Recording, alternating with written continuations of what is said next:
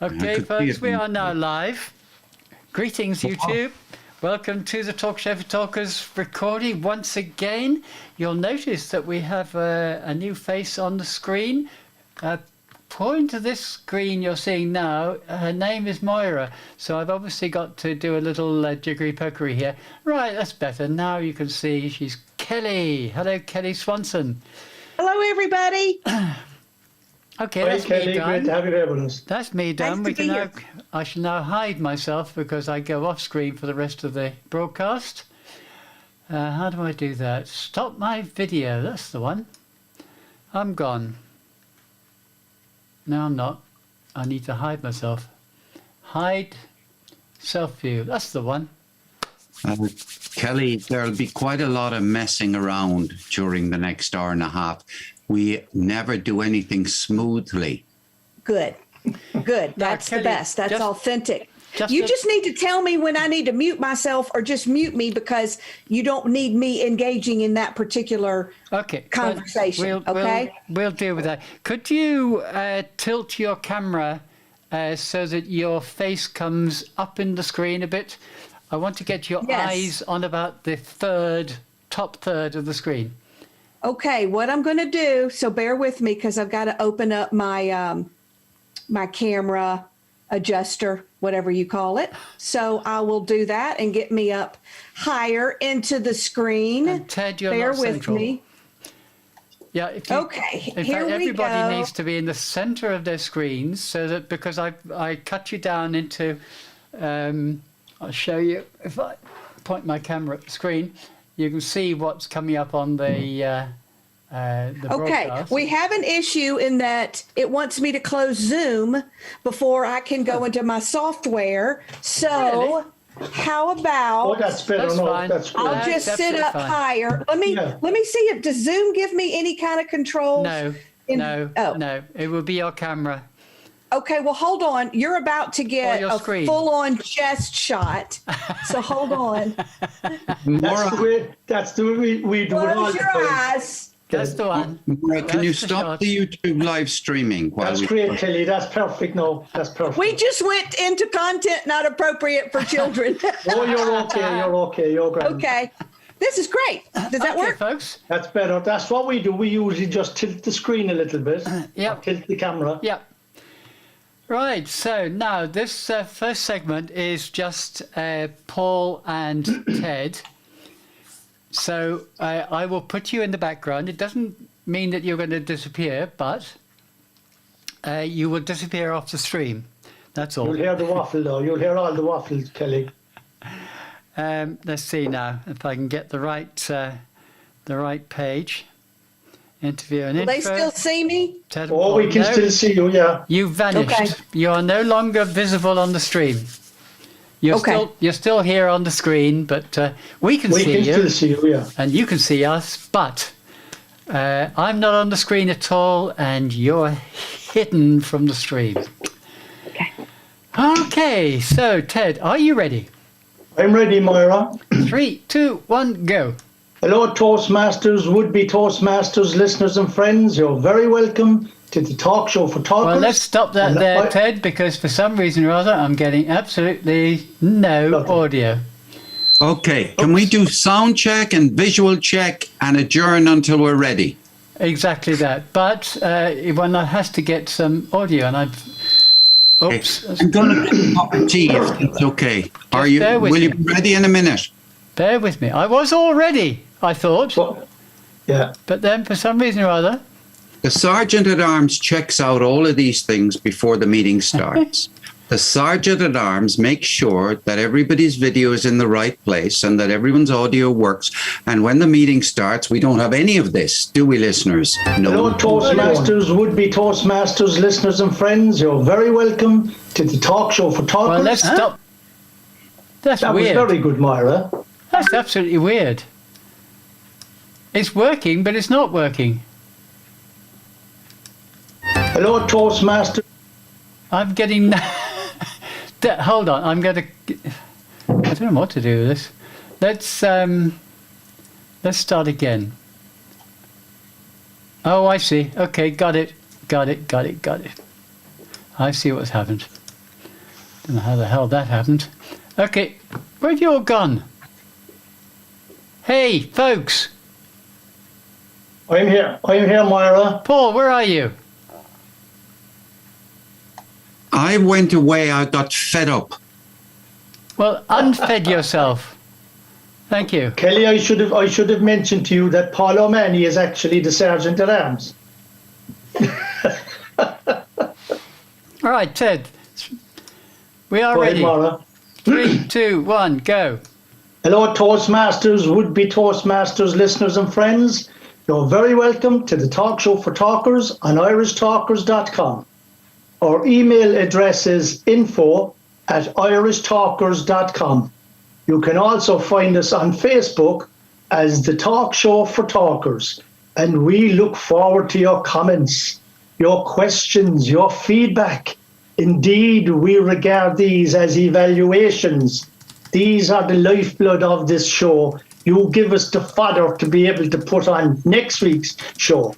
You can also listen to previous shows on our website, irishtalkers.com. We also publish the Public Speaking Weekly, and this is a roundup of links from the internet.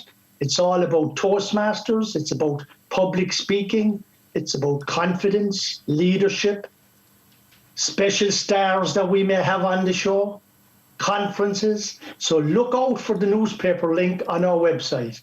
My name is Ted Malamphy, and I'm joined again this week by the personable, persuasive, passionate Paul O'Mahony.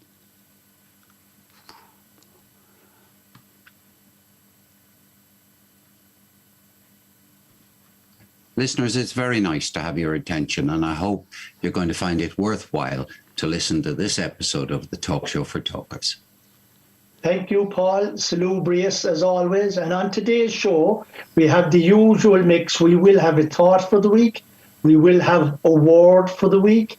Tomorrow, we have a very, very special guest on the show with us, flying in from a long way away.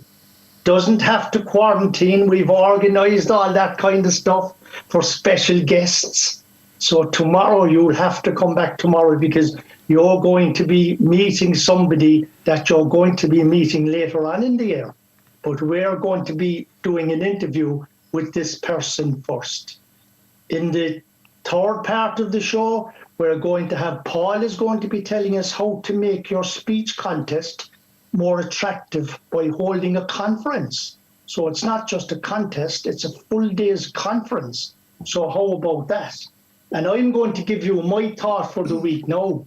And I want you to think about this now for the rest of this week, not for the rest of your life, for the rest of this week.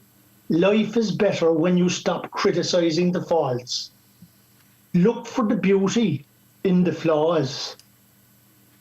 So life is better when you stop criticizing the faults. Instead, look for the beauty in the flaws. Mr. O'Mahony, what would you think of that? And that was given to us by another, or better known as Anonymous. Ted,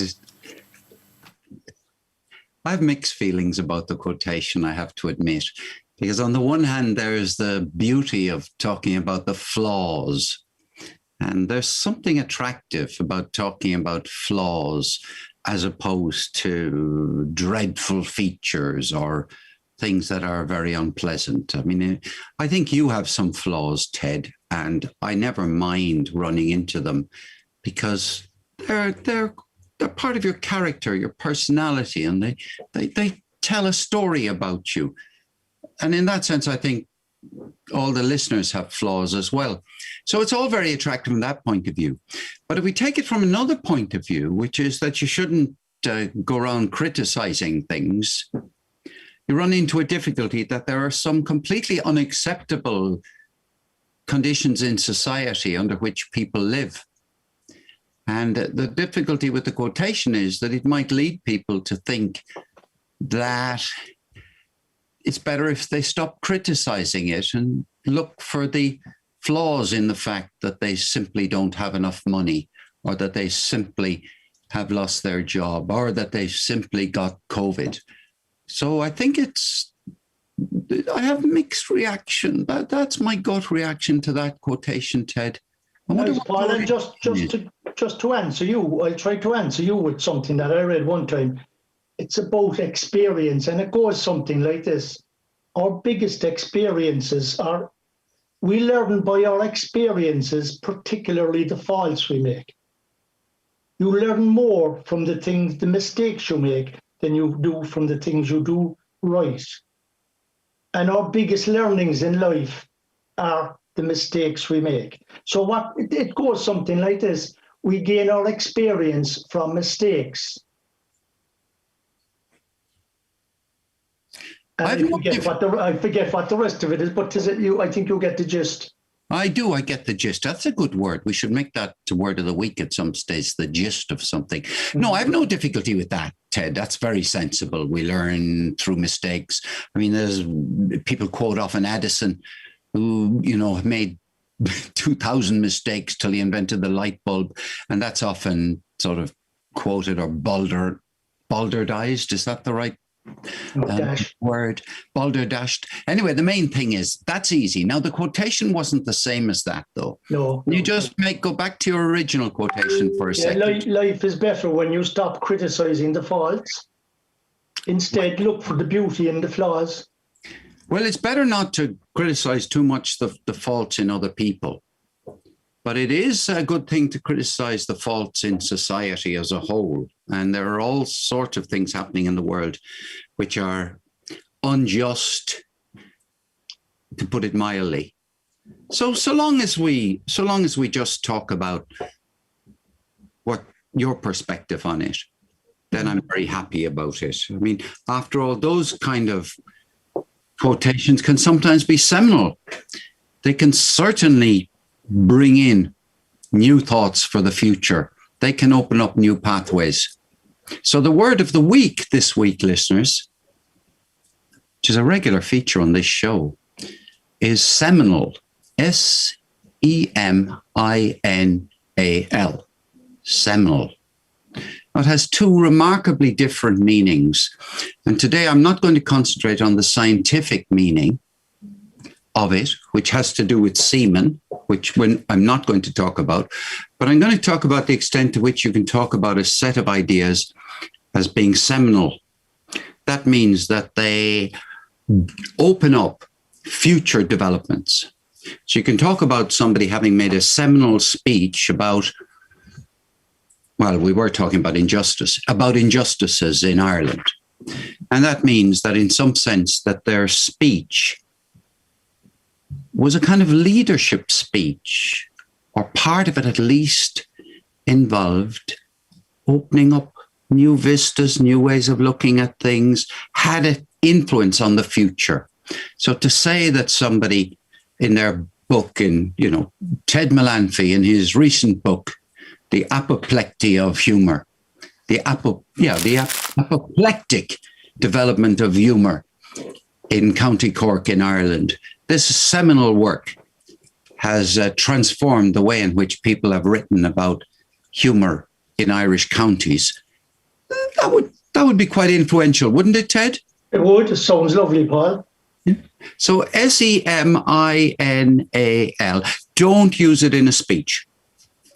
Don't use it in a speech, because you can be absolutely guaranteed that a good proportion of the listeners won't understand the word.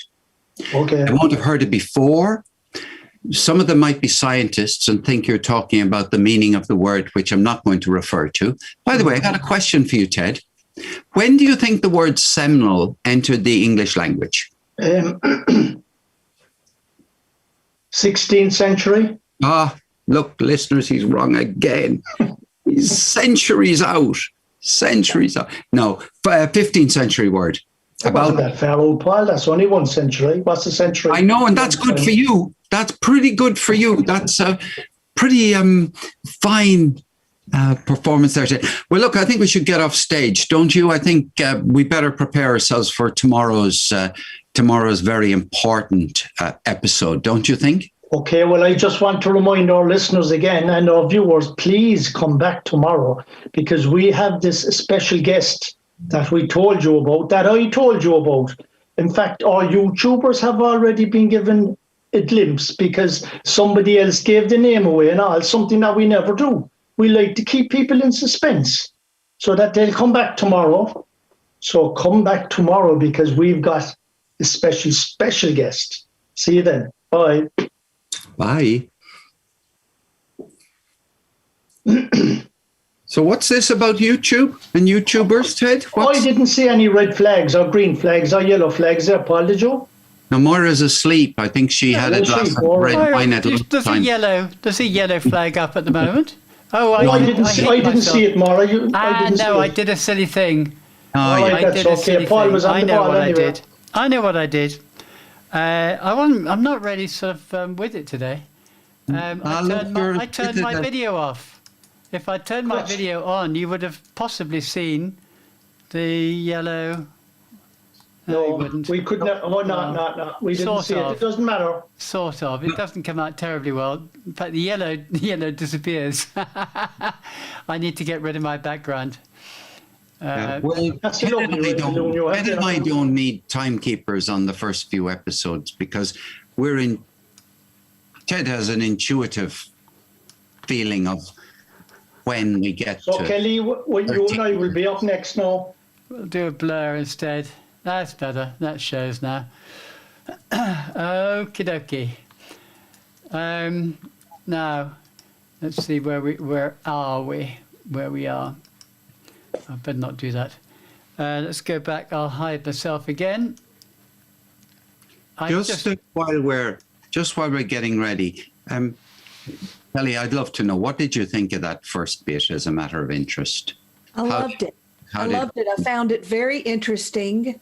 It didn't have anything in it that was unnecessary. I didn't doze off. I didn't try to go find something else to do. I thought it was a very interesting discussion, and I was even making myself think. I was sitting here going, well, what do I think about that? What's my opinion on that? I loved that. I found it very, very worth my while. Thanks, Kelly. That's Good. Nice. That's great to hear.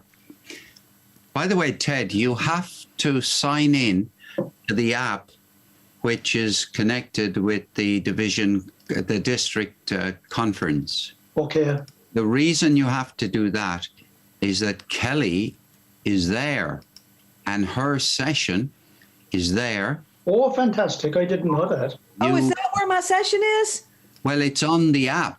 Okay, I need to go find it. Okay. Oh, that's good. Good to hear. That's great. I knew that you were going to give a preview first and we were going to ask you questions at the conference, but that's great that it's on so early. That's fabulous. Well, hold on. Just so there's no misunderstanding. What the app does at present is it lists the keynote speakers. Oh, yes, right. It doesn't say, oh, here's a video of what. Oh, right, okay. No. But what it does is that there is a section where you can log in and see, speakers. Under speakers here, I see. I mean, some of these people we might know. Claire Crowther. I don't know who Connor Coneen is.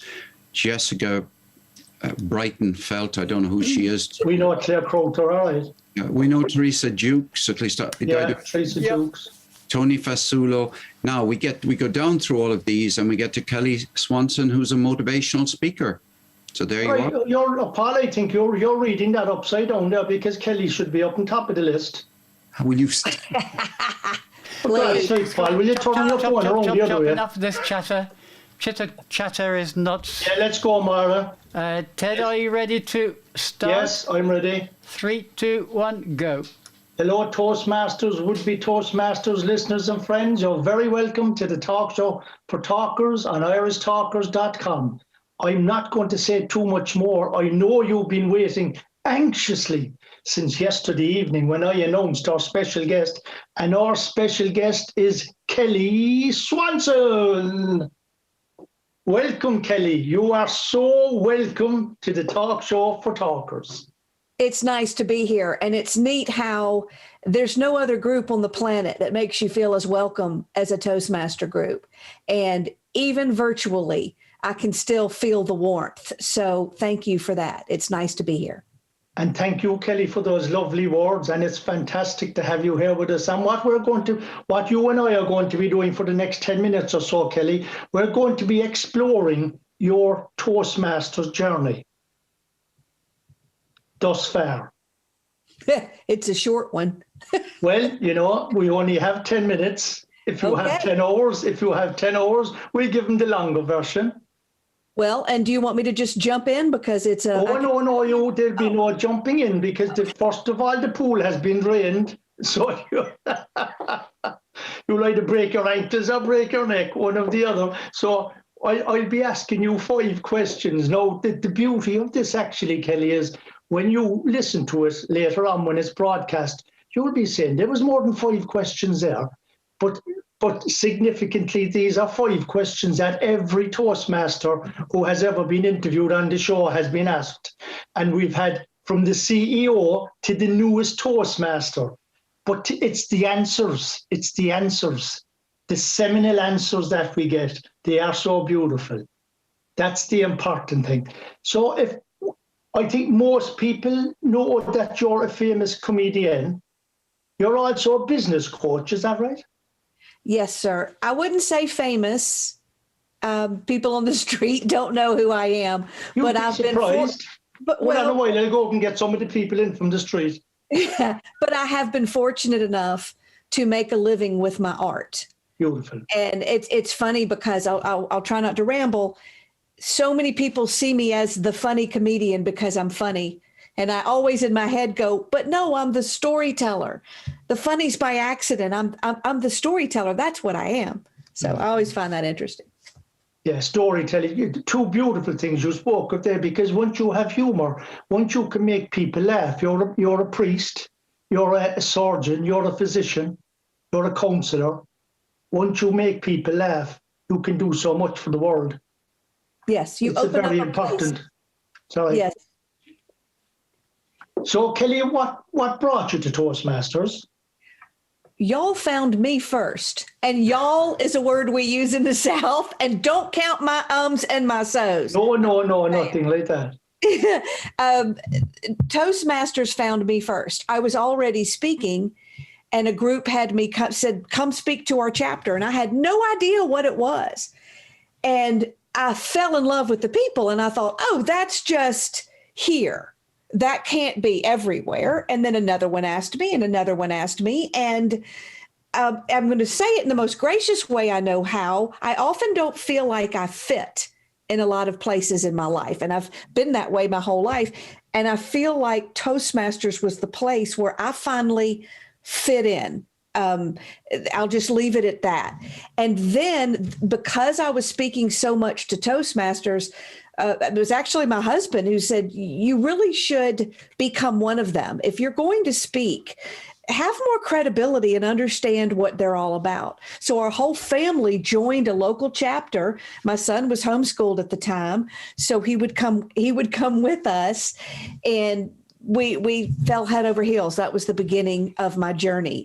I'm so busy. I hate that word, but at least before pre-COVID, I was on the road so much that I hit a point where I was unable to come to my chapter. So I hit a hiatus. It was actually right at the point where y'all switched from the old book to the new book, whatever you're calling it now. Yeah. That's beautiful. And you've raised a very important issue. It's a question I've asked of not every, but lots of Toastmasters. I've often asked the question, and you answered it beautifully for me there.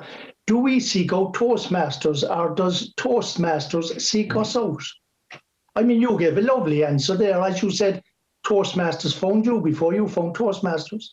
Yeah. That's incredible, because there is always something out there nudging us towards something. And when we discover it, we realize that this has the potential to make me the very best person I possibly can be. So that was a gorgeous answer. And what would you think was the greatest benefit to you of joining Toastmasters? There are obvious benefits in communication skills and leadership. And I already had learned how to, I'm an introvert really by nature. And I had already learned how to be comfortable in front of people the hard way. I wish I had Toastmasters coming up in that. A lot of my speaker friends would say, why are you joining Toastmasters? You don't need Toastmasters. And I would say, why are you not? It's a place to practice material in front of a safe audience. It's a place to get on your feet and try out a new story and have people graciously tell you what you need to work on. It's a place to network and make connections. And I really do believe I was supposed to come to Ireland twice in 2020, and obviously that all got canceled. But I really, and I get a little funny about flying out of the country. I just get a little nervous and going anywhere. But I knew if it was Toastmasters that anywhere I go, I could reach out and I would have friends and I would have people. It wouldn't matter if they knew me or not. It's almost like having a fraternity all over the world that you can step into and know that you have brothers and sisters. And I really feel that way with Toastmasters. It's not just talk, and it's very little ego. And you don't often find that in associations. I'll leave it at that. Yeah, that's a fantastic answer as well. Yeah, and you're so right, actually. Toastmasters is a family. It's just one big family around the world. And what has been your biggest Toastmasters challenge? Going to the meetings. And I'm going to tell you what the second challenge is. Yeah. And it's that and I've said this, I don't think I'm speaking out of turn, some of the rules that I learn in Toastmasters are not rules that I follow in my own business and my own art. And it's been a struggle for me because often my forte or my strength comes in being unpolished. It makes me authentic. I'll lean on the lectern. I will say so's and ums strategically. So that's, well, probably too much today.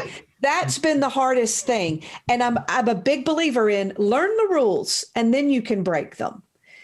But that's been hard for me. But I'll go to districts or club meetings and be honest about it and say, hey, I'm not sure.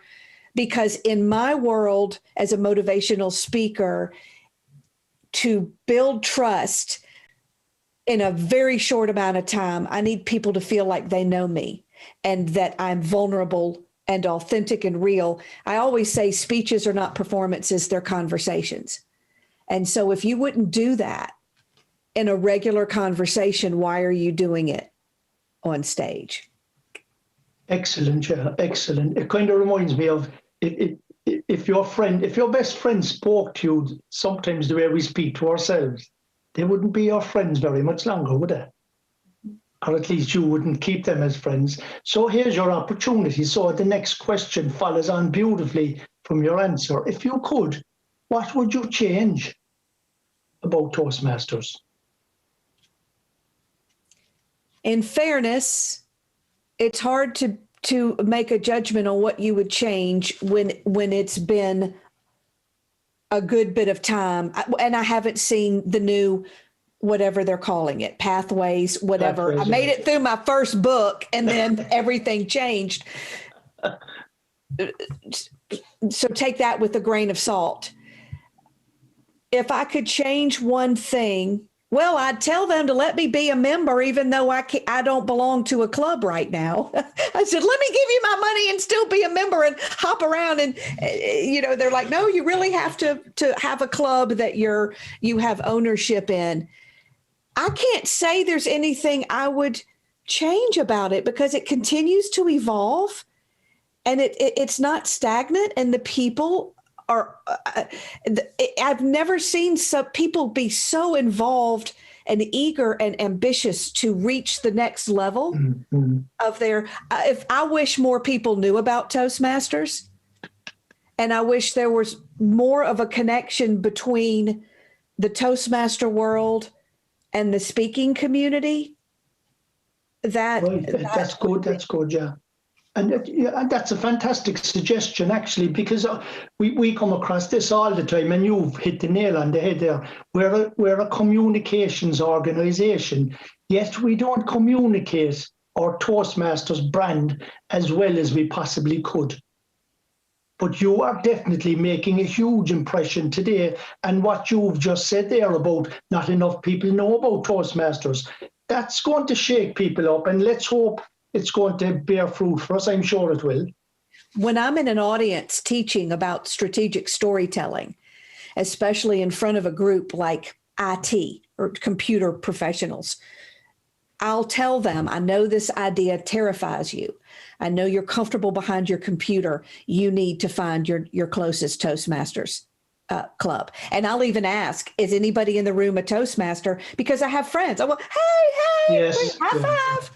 So those of us who do have a platform, we can also do better about using our platform and our social media to share it with our communities. Oh, well done, Kelly. That's very altruistic. I love that. Thank you very much. And what keeps you coming back to Toastmasters, even though I said no, or I heard you saying that because you're busy, you haven't got the chance to do that. But no, at this point in time, because of the pandemic, we're all meeting on Zoom.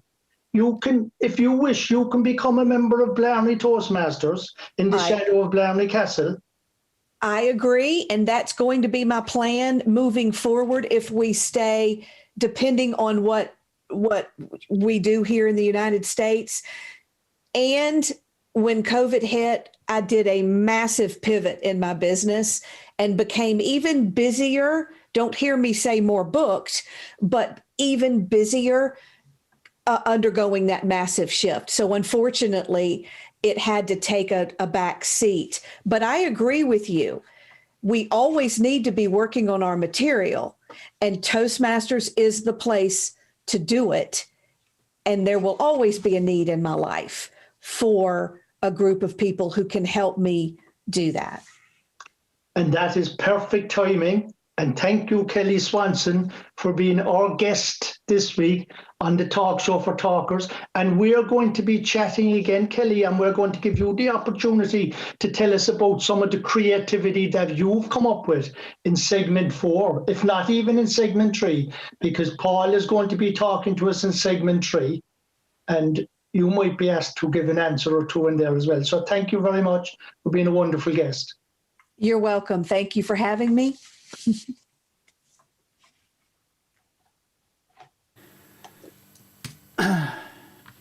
Okay, folks, well done.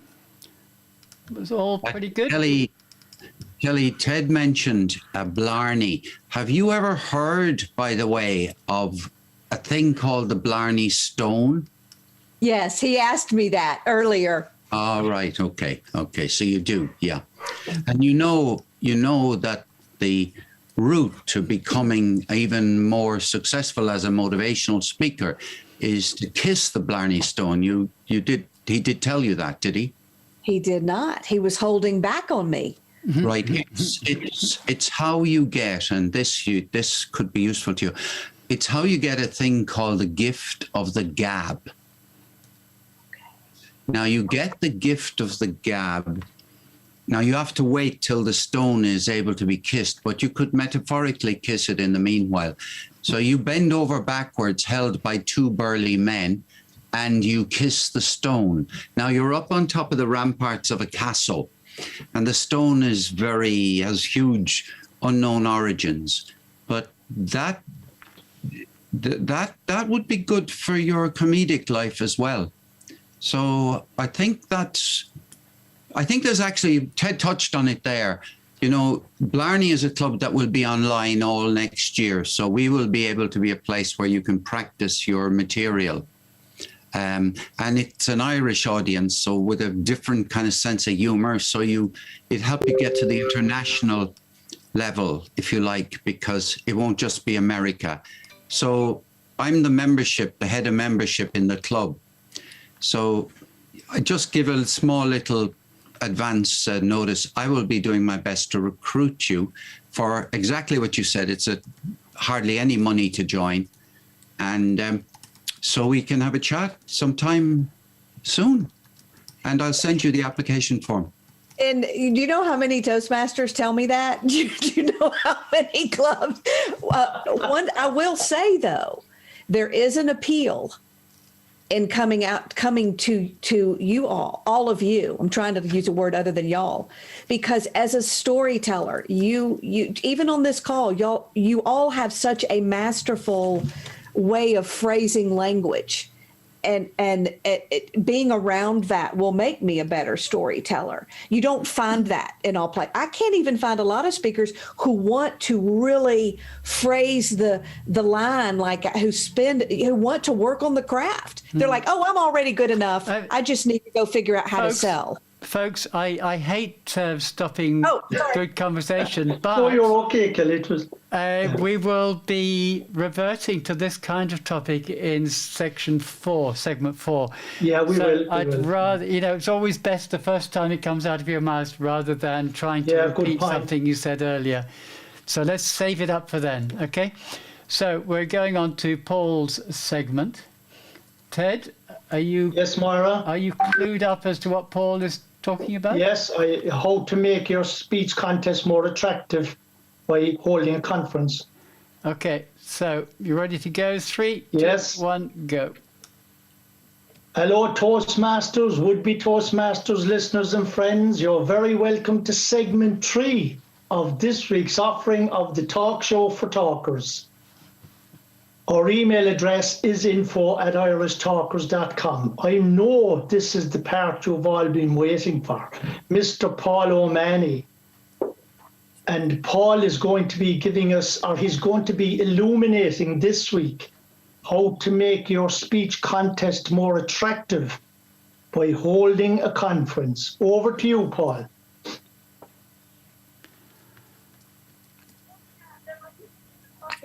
It's the beginning of April.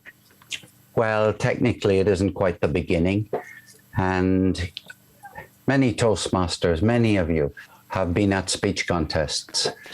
You've either spoken in them, or you have sat in the audience, or you've been to area contests, you've been to division contests, and in front of you, you have this wonderful prospect of a division final, where there will be at least 2 speech contests. And that isn't enough. You'll even have shortly afterwards, a district conference where there will be semi-finals and finals. In other words, the world is awash with speech contests. And those people who are in them love them. But what about the other members? What about the people who didn't enter the speech contests? And what about the people who didn't go to the speech contests? What about them? They're the majority, Certainly in the club that I'm a member, or in the clubs I'm a member of, less than half of the members of the club compete in the speech contest.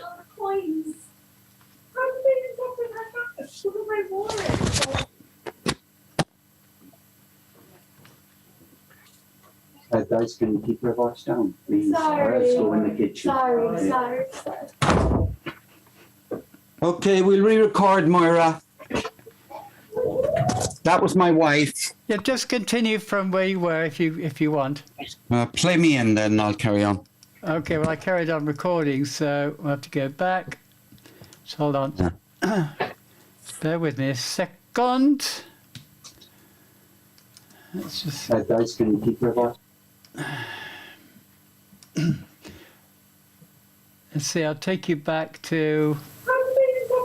Okay. In the speech contest. No, we've got to go back further. Less than... Certainly in the club that I'm a member, or in the clubs I'm a member of. Right, so that's clean. I'll run you the sentence before that. What about them? They're the majority, Certainly in the... We've still got some. I've got to go right back, Ted. Who didn't go to the speech contests. Right, let's scrub that. Okay, I'm going right back. Well, what about the other members? What That's about the probably people a who good place to didn't? start, actually, Paul. What about the other members, yeah? Yeah, that's fine. Yeah. So you're going to leave in what about the other members and go from there. Okay. So just count me in. Yeah. Let me just play that. But what about the other members? Okay. So that's your pre-words. 3, 2, 1, go. What about the people who didn't enter the contest, the speech contest? What about the people who didn't go to the area speech contest? Just wanted to go to their own club meetings, didn't want to go to any extra meetings, division finals, aren't even interested in going to anything outside their club. What duty and responsibility do you owe them? After all, you vowed to serve all members in the club, not just the few who want to develop themselves by going in for contests. That was the problem that we faced in Cork. How can we possibly package the speech contests in a way that will entice other people who are Toastmasters to come? Here's the solution we came up with. We decided people like dancing, so we'll put on a room for dancing. People like stand-up comedy, so we'll put on a room for stand-up comedy. People like to sing and to hear singers, so we got a couple of opera singers and Ted Malanfi. People like to read poetry, perform poetry, and actually there are some secret some Toastmasters around who secretly write in the background and wish that someone would listen to their poetry, and storytelling. Oh, we've got a room with storyteller in residence. So how about that? Then we decided, look, there's people who don't want to go to anything. They just basically want to chat to each other in a breakout room. So let's set up plenty of breakout rooms where couples, triples, quadruples, whole groups of people can go in. And I've even had a crazy idea, which may not come off, but here it is. How about at your conference, we're calling this now, this ain't a speech contest, this is a conference within which the speech contests take place. How about you set up a room and you get a club from somewhere else to come and run a meeting in that room? You get people from outside Cork, for example, to come with their club. How many? They may only need 8 or 9 people to run the meeting, and they'll get people coming from all around the world, and they do a 45-minute club meeting. What about that?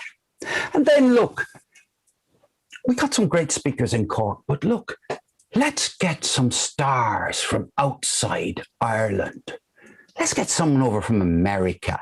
Let's get someone from Canada so that we don't seem to be biased in favor of the Americans and don't overlook the Canadians. That's a big issue, of course, as you know. And, you know, so let's get some keynote speakers in. We've got one from Georgia, and we've got a woman from, she's certainly in Ontario. So anyway, we have designed this. And then look, hang on. What about all our clubs? We have 19 active clubs in our division. I know. Let's get all the club presidents on the stage and interview them. Let's highlight the club. Let's get the club presidents, you know. And if the presidents can't turn up, we get the number 2 person in the club, the vice president for education, because as you know, they're the number 2 in the club. And if they can't come, we'll get the membership person to come along. So we'll definitely get the club on the stage. And what do we do? Yeah, we'll put together some slides. We'd have all the photographs of all the leadership teams in the club.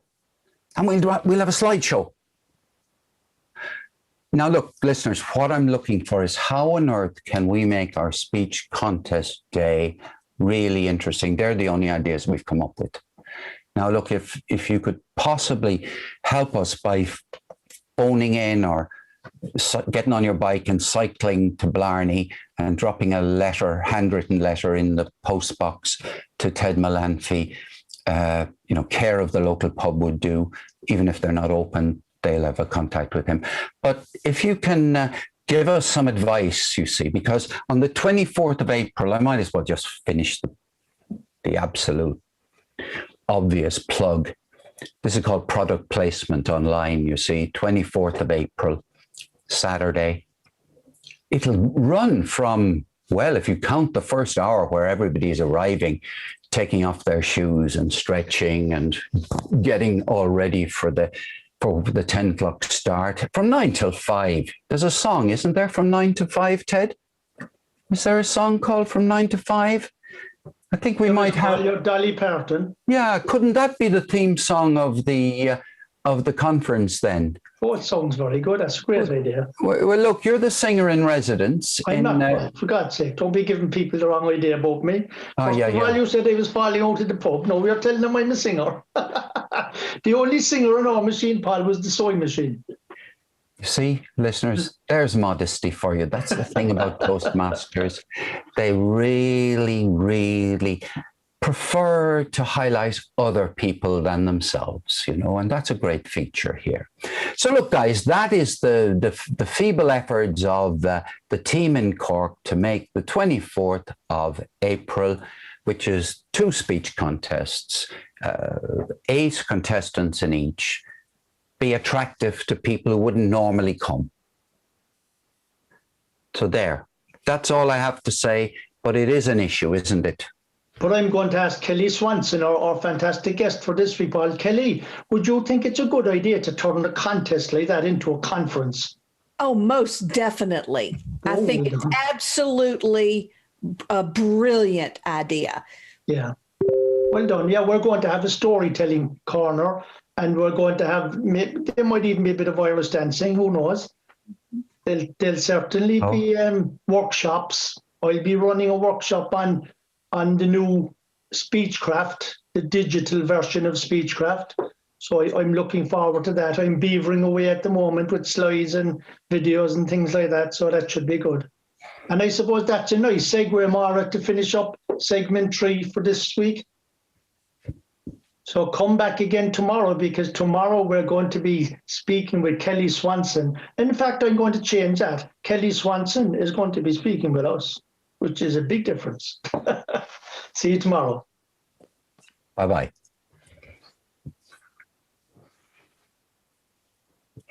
Hey, Ted, you know, that's a really great idea, I think. We could invite Kelly to interview you. No, I didn't say anything about interviewing. I'd prefer to be on this side of the chair now, in fairness. But we're going to. Hey, Kelly, I have to thank you ever so much for what you just said there. I mean, that is really a good morale boost to have your, you know, stamp of approval on the idea of doing it that way. Well, I'm not the expert, but it is a brilliant idea. And bringing all what I'm sitting here thinking, wow, I wish every conference would do that. Mm-hmm. Bringing what people love to do. Well, this group wants to network. Bringing in a meeting. One thing we used to always say, I don't know if it would help in your case, if you want to get people there, put their kid in it. Have a contest for the kids, and you're going to get every member of their family show up. Yeah, brilliant. That's so true. That's good. I actually, Kelly, just to give you an example of that, kids and how kids pick things up so fast. I was down in Blarney Village an hour ago, and I just called into the shop, and I was in the bank, I was masked up, and I had my sunglasses on, and I just said to the teller, I said, if I came into the bank like this 2 years ago, I'd have been arrested because I was fully, but there was this little child came in the door then with his mum. And the first thing that she was about 3 years of age, and the first thing she says to her mum, don't forget we have to sanitize our hands. Isn't it incredible how kids pick up things? You know, we might walk past it, but your 3-year-old won't allow you to walk past it. This is the way things are now, Mum. We have to do this. Yes. I thought it was fantastic. It is fantastic. I'm going to miss a little bit the day we don't have to wear masks anymore, because now I talk to myself all the time. Yeah. And nobody knows when I have the mask on, I can walk around. I'm having entire conversations. Fantastic, yeah. And nobody knows. So I'll be taking the mask off and forget, okay, Kelly, you got to rein it in. You'll have to become a ventriloquist. Okay, children, can we? Okay, let's go. Can we There's Paul there concentrate, with his please? mask. Well done, Paul. Okay, let me hide myself again. Hold on. Whoops. Wasn't very good for you. Moira, can I have a sound check? Because if I'm going to speak at all in the last part of the show, I need to know how's my So sound. Well, you're a bit muffled. Good, good. Well, I don't mind being muffled because, as Kelly said, I can talk to myself. And Paul, you've just demonstrated something that I discovered very early on in the mask wearing crowds. That you'll always know when somebody is even smiling because your eyes smile as well. Of course. You know. Well, you But know, don't there's you a find- piece of COVID advice which is really important, and I don't think we put it around enough. It's really important when people are speaking at Toastmasters that they actually leave their masks on, because you can catch COVID via the internet. For you know. God's sake. I'm not. Very important. But don't you find that because you have to wear a mask, that in order to be seen to be smiling, you actually overemphasize the eyes? Yes. Yeah. Yes. Totally. Yeah. Totally. Okay. But it also improves vocal variety. Indeed so. Are we ready for part Yes, 4? we're ready for segment 4. Paul, do you Okay. want to bring us in for segment 4? Oh, I will, Ted. Yes, I will. Yes, yes. 3, 2, 1, go. Welcome, listeners, to the 4th episode, our 4th segment, our 4th part of the Talk Show for Talkers this week. And this is a remarkable week because the regular listeners are used to people from Cork talking to each other. And we thought that because you might be getting a little jaded with the sounds from Cork, we thought, well, let's bring in somebody who's going to give us a bit of pizzazz. So today, I've specially asked Ted Melanphy if we will talk to somebody much more interesting than me, and he's kindly agreed to talk to Kelly Swanson. So over to you, Ted. Thank you very much, Paul. And I reminded our listeners right at the start of this episode that it isn't me talking to Kelly Swanson. It's Kelly Swanson. It's Kelly Swanson will be doing the talking because this lady is a storyteller. She's a motivational speaker. And I've been a subscriber to Kelly Swanson since about 2017. So when I heard that Kelly Swanson was coming on the Talk Show for Talkers, I said, that must have cost us a small fortune that we haven't got. So Kelly, would you like to tell us, please, the kind of things that you are involved in? Because when we see the accolades that come after your name, you'll see things like best motivational speaker, touched my heart, I learned a lot, incredible. The values that I've picked up today are priceless. Thank you, Ted. And I always joke and say I'm the motivational speaker most people never heard of. And that's perfectly all right with me, because give me any audience of any size and I'm home. When you go to my website, it looks like I have brand ADD because I'm all over the place. I do storytelling. I coach on businesses on strategic storytelling. I've got a theater show. I have a new podcast and a Pride's Hollow series in a whole town I've created. And it feels all over the place on the outside. But from where I sit, it really is all about the power of story. Every place I've been in my life and this wasn't planned or intended, I just sort of stumbled through open doors, but everything is because I just want to tell a story. And I'm still surprised that people listen. I mean, somebody comments on a story and I'm like, oh, somebody listened to it. Out there, it's my art and my joy. And again, to do what you love like that is just really a blessing. Did I answer your question? You did, and actually you answered more than the question, because I'm just about to build a house in Pride Hollow. So tell us a little bit about Pride Hollow. I'm going to be up there as one of your neighbours because you're one of the gossips of Pride Hollow, aren't you? Oh, I am. I totally am. The interesting thing was that 25 years ago, I think, I've always been a storyteller. I've always written stories about ordinary people who do ordinary things. And through my view, they are extraordinary, and never thought anything about them. And I took a writing class after college, and there were a bunch of teachers in it. And the teachers said, your stories are great, but the way you tell them is even better. Would you come to our schools? So I started going to schools, telling stories. Didn't like that as much. I found that the children were more, that's great. What else you got? And the teachers were listening. The teachers understood the nuances and the characters and the inside jokes and the ways that I was describing people and life and the human condition. And in one of those classrooms was a storyteller. I didn't even know they existed. She was like, anointed me. You are a storyteller. I was like, oh, okay. And I joined a guild of storytellers. They're all over the place in the United States, and I'm sure all over the world. And it's more of a hobby than it is, an industry or a career. And I fell into that world and said, oh my gosh, this is what I want. This is who I am, like the Garrison Keillors or the Stuart McLeans. This is what I want to do. And what in the world do you do with that? What do you do with somebody? I wasn't telling stories about me. I wasn't being funny on purpose. I was just telling you about my cousin Hambone, who had an Adam's apple that bobbed up and down like the lure on a fishing line. Or Bitsy's conquering fear idea when she wanted to march through town in her string bikini and white pumps. And there were parts of that woman exposed only the good Lord himself knew about. And so it was, what do you do with this thing? And so Pride's Hollow existed way back then. And what happened was, through a series of tumbles, I ended up in the speaking business, where somebody said, this is the world where you can turn this art into a business and make money doing it.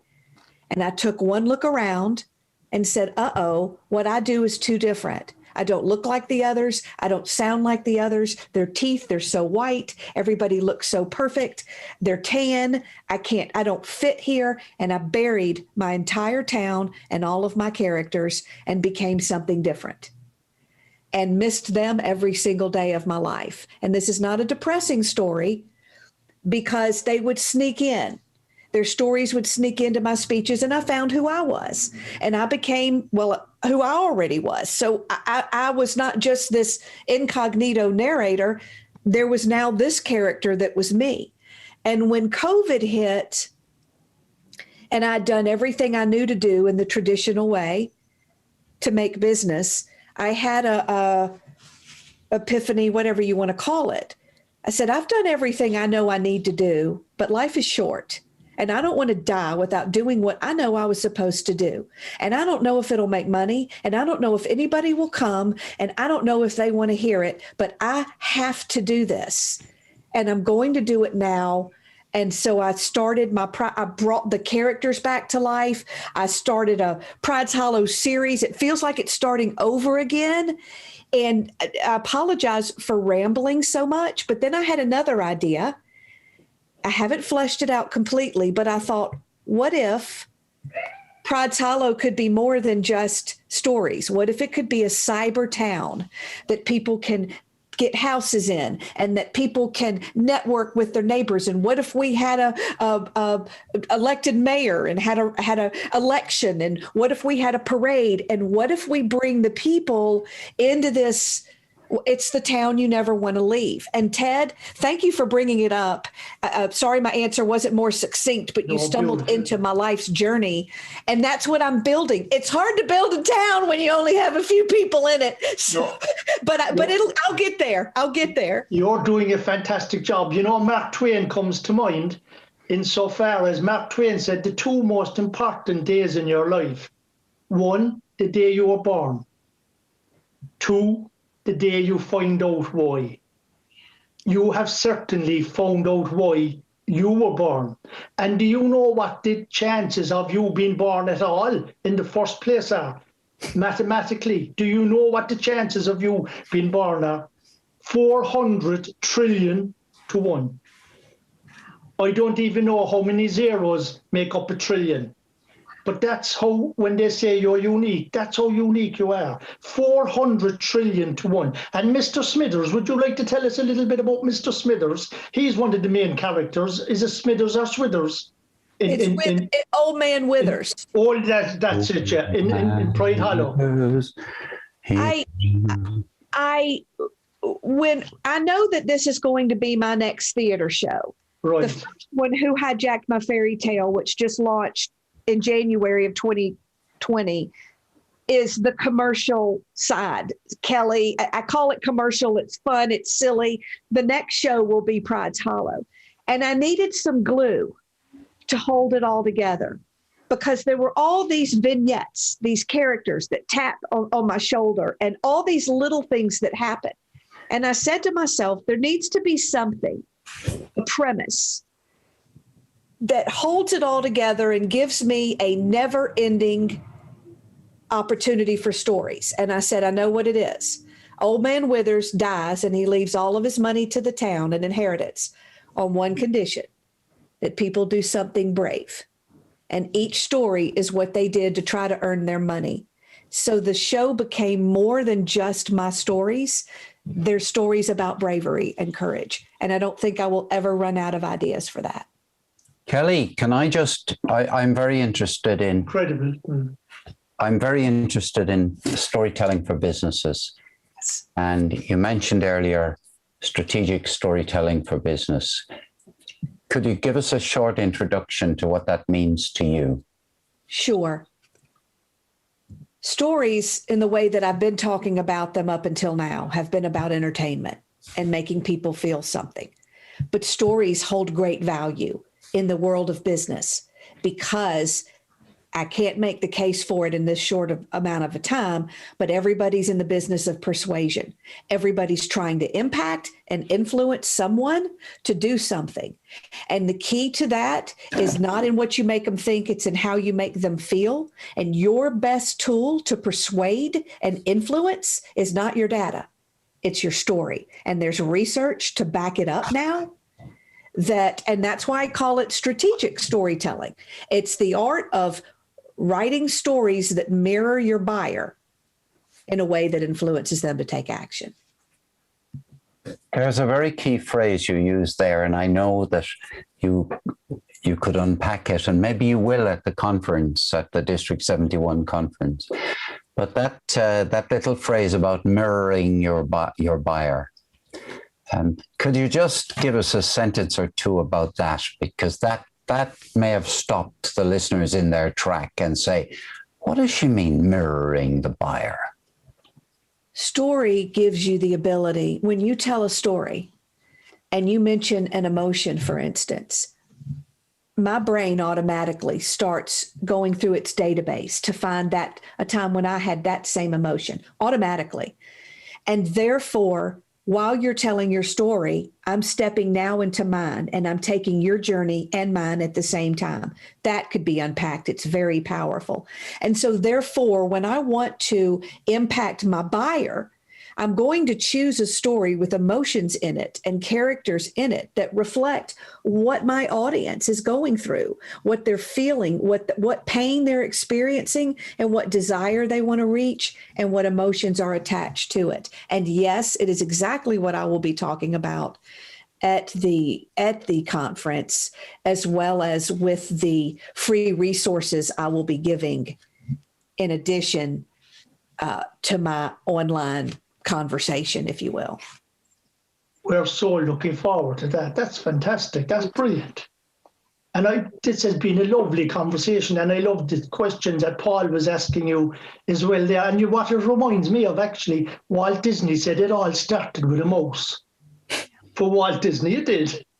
But I think with you've already started something. I think, we'll be saying in the not too distant future, we were so privileged that we had Kelly Swanson on our show with us. That's that lady, who just after blowing the universe, not just the world, the universe apart, because of her storytelling and the effects that these stories have on all of us.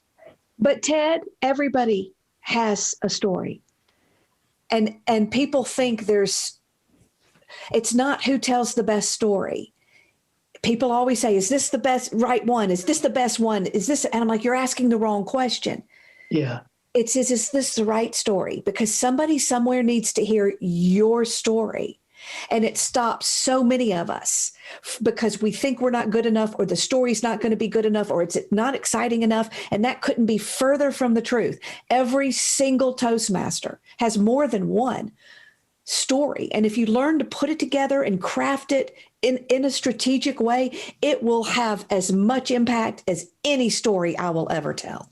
But thank you for the kind words. Oh, they're not kind words. Kelly, we should extend the show for about 4 days, I think, Paul. Not 4 hours or 4 minutes, 4 days. I am so looking forward to the conference because Kelly Swanson is going to be there. Thank you. And I'll be back. Have me back again. Yeah, we will. We're going to get you to join Blarney Toastmasters. We need to see and hear more of what you're saying because we've got some fantastic storytellers. But you mingling with them, boy, would we have a fantastic storytelling group. Kelly, it's been an absolute pleasure sitting down. Well, I've been standing all the time because I knew I couldn't sit because I'd be jumping up. But it's been an absolute pleasure and a privilege speaking with you on the talk show for talkers this week. And before we finish, Kelly, we have to ask you to give how can a listener get in touch with you? Because there'll be people listening to this episode who might well be saying to themselves, hey, did she say she'd come back? Would she actually come and do something for my business, for my organization, for my club, for my district? So do you have an email address that's easy to remember so I can write it down? Well, I'm going to give you a website. Let me first say, if you Google my name, if you can just remember Kelly Swanson Speaker, you will find me. Okay. The website is motivationalspeakerkellyswanson.com. And through that site, you'll find how to reach me. You'll find my YouTube channel. You'll find anything that you could need. But I think if you Google it, especially if you put speaker after it, you'll quickly find more of me than you'd ever want to see. Or even Kelly Swanson Speaks, you can do that. Anyway, you put Kelly Swanson and Google it, as you said, Mr. Google will help us out. Yeah. Thanks. Thank you, Kelly. Thank you very much. And listeners, thank you for tuning in this week. Yeah, thanks, Kelly. I know Thank everybody. you. We're going to have loads of evaluations and emails coming into us on that. How did you swing that? How did you get that lady on? And there'll be somebody who'll go, she had 400 so's, 27 and a half ums. Not at all. They'll take all the beautiful things you said and the tips you gave people.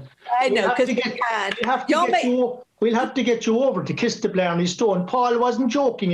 You're up 90 feet and we hold you by the ankles and there's 2 bars and we let you swing down and then you have to swing in under the stone and kiss the under part of the stone. You might need a few more men. Correction, listeners. When Ted used the word we, we hold her. He did not literally mean, he certainly didn't include Paul in this. I did, you and I are going to hang on to one ankle each. I can tell you, the people who kiss the Blarney Stone are much too precious for the likes of me to be holding them. I'm having flashbacks from college. Kelly. Flashbacks before you get them. I love that. Kelly, let's extend the conversation for a minute, unless Moira is waving her hand saying, has she stopped recording? If you are still recording, I want to ask Kelly something. Okay, Kelly, I want to ask you, right at the beginning of meeting you were talking about Toastmasters, and you said something about breaking the rules, and you said something about Toastmasters full of rules. Now, I've heard all sorts of people from all parts of the world assert that Toastmasters has rules for this and rules for that. I can tell you, I'd be a starved wretch if I had to wait for somebody who had actually read the governing documents and actually read the real rules to feed me, because there are old husbands' tales floating around in Toastmasters. Yes. And so The idea that you should not ever use a short two-lettered word to punctuate the situation and reach deep into the psyche of your audience. The idea that you would quote a Toastmasters rule that might prevent you breaking through and making the difference. To say, I'm not really sure about this, but let me tell you something. And I'm only talking to you now. It's just you. Forget about all the others. Right, you. I can tell you that if you mix sodium with copper sulfate, something will happen, and I don't know what it is. You bring up a very good point, Paul. And don't hear me say, anyone listening, that rules are bad. There need to be some guidelines so that you can then determine which rules you might want to break. Rules is probably not a good word anyway. Yeah. They were always guidelines. Yeah. Yeah, Look, you're going to give us some. That's exactly it. They're guidelines. They're there to guide us. They're not there to punish us. Right. Well, what I want to hear when we get to the conference is Kelly's guidelines. Now, there's the story of the Kelly gang. You might have come across that. That's about a gang of people in Australia. Ned Kelly. But we're going to get Kelly's guidelines at the conference, I think. And wow. This is the first time I've seen Mara with the rolling eyes. Kelly, we'll have to say goodbye at this point. Enjoy the rest of your day, and thank you for spending some of your valuable time with us. You're welcome. And y'all made me feel really special today. Well, so you are I very appreciate special. it. Thanks a million. Thanks ever so much. Bye. All right. Later, Tater. Later, Taylor. Bye-bye. Bye-bye. Thanks, Mara. Yep. Y'all now keep well. Yeah. I've stopped Y'all now recording. keep well. I've stopped All right. recording. Some of my best friends are from Texas, I tell you. All right. Listen. Bye, guys. Hey, Listen, Paul. when I say there's no Paul. actual limit Paul, on before this, you go, I didn't because mean that I- you could go on for 8.5 minutes over Brilliant, time. brilliant. Actually, Mara, we started at 3:00 and we finished at 4:10. Yeah, I Or know. has my watch stopped? No, it's correct. No, you're But right, the first Ted. two segments You're correct. were about 5 minutes shorter than our usual. That was fantastic. That was what a lady. That was fantastic. Sorry, Paul, first something and I third meant to say to you. Are we stopped YouTubing, Mara? No, we're still YouTubing. Oh, yeah. Well, I don't know. I where just I want am. to say something to Paul, but I don't want to go and open YouTube. yeah. Hold on, Yeah. hold on, and I will kill the stream. So Bye-bye, folks. YouTube. Bye.